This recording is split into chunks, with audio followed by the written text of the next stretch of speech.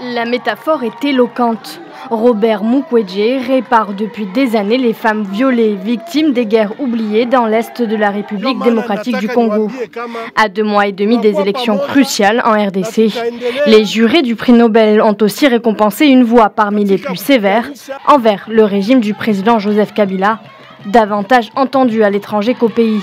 Par son combat pour la dignité des femmes du Kivu, il est aussi de fait le porte-parole des millions de civils menacés par les exactions des groupes armés ou des grands délinquants du Kivu, région riche en coltan. Lui-même dans le viseur, il échappe de peu un soir d'octobre 2012 à une tentative d'attentat.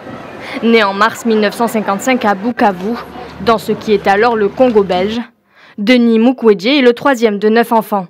Après des études de médecine, il rentre au pays pour exercer à l'hôpital de Lemera, sur les moyens plateaux du Sud Kivu.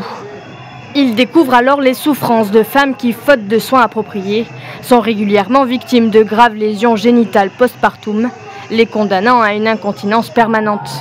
Après une spécialisation en gynécologie obstétrique en France, il rentre à Lemera en 1989 pour animer le service gynécologique. Lorsqu'éclate la première guerre du Congo en 1996, l'hôpital est totalement dévasté. Cette guerre sur le corps des femmes, comme l'appelle le médecin, continue encore aujourd'hui. Je dédie donc ces prix Nobel aux femmes de tous les pays du monde meurtries par les conflits et confrontées à la violence de tous les jours. Déjà récompensé en Europe, aux États-Unis et en Asie pour son action, ce colosse débordant d'énergie à la voix grave a lancé en 2014 un mouvement féministe masculin, Women Congo. Il prête aussi son image à une campagne mondiale incitant les grandes multinationales à contrôler leur chaîne d'approvisionnement pour s'assurer qu'elles n'achètent pas des minerais du sang qui contribuent à alimenter la violence dans l'Est de la République démocratique du Congo.